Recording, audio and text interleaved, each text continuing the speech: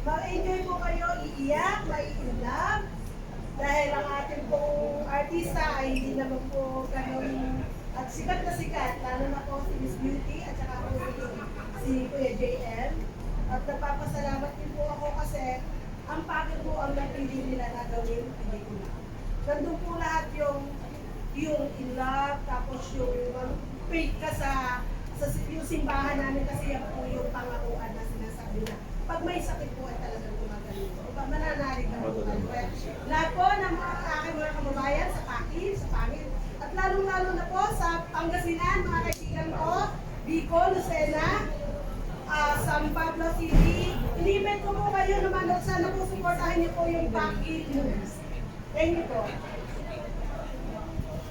You did great. You did amazing.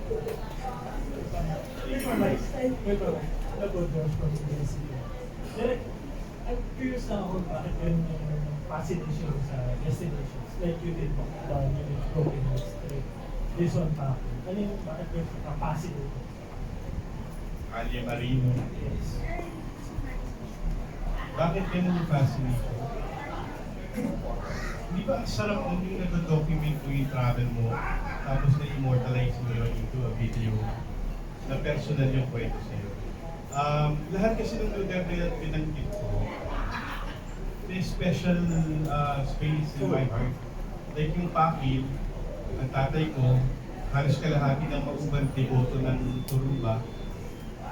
Lumaki akong, lagi akong merong yung kabayo nga, napasalubong from my father. Gigising ako sa umaga, yung sa pananakapa ko meron na paper mache na kabayo. So marami siyang importante na inulit sa akin. Mauban is my hometown.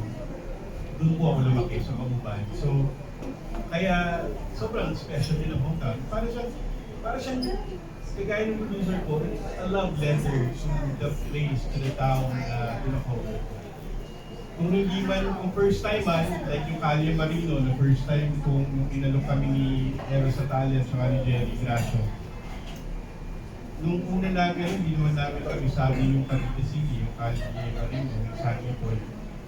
Pero we see to it, bago mag-shoot, before I know that I'm ready, I see to it na kilala ko yung bayan. Nag-i-immersion kami. We have gotten so immersed dun sa Calle Marino na nakikita namin yung sarili namin, nagsuswimming kami dun sa dagat dun. So, ito pagkatapos dati ng ASAP, nandun kami, nagpapansa kami sa Calle Marino. Alam niyo naman yung tsura ng Calle Marino, di ba? It's a very populated place, very dense yung city. Pero, ayun eh, yun yung proseso eh. Parang, how can you tell a story ng isang pelikula kung hindi mo kakilala at hindi main character ang geography?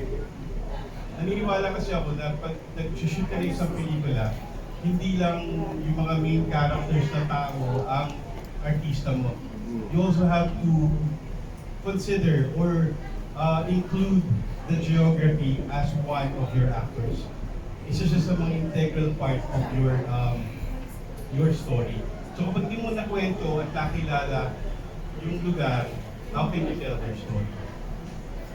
Second one, for JM and Cristiano.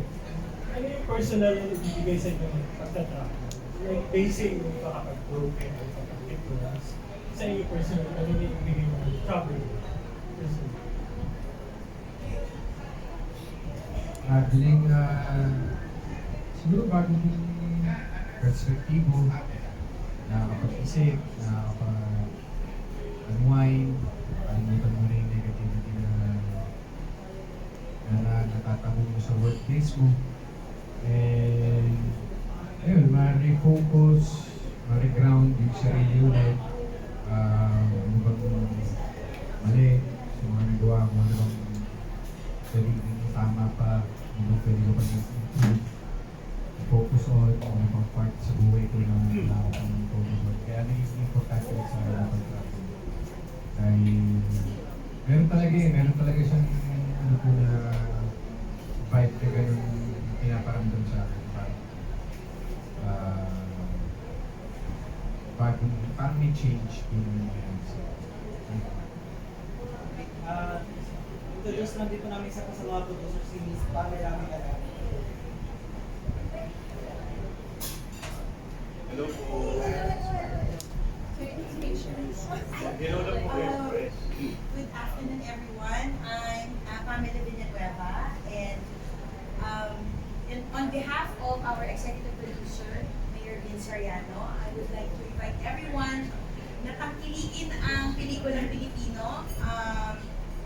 Sana i-support natin ito at naniniwala ako that this is going to be a successful film and everyone will learn and will learn from this, and of course our faith, we will learn to nourish our faith through this movie.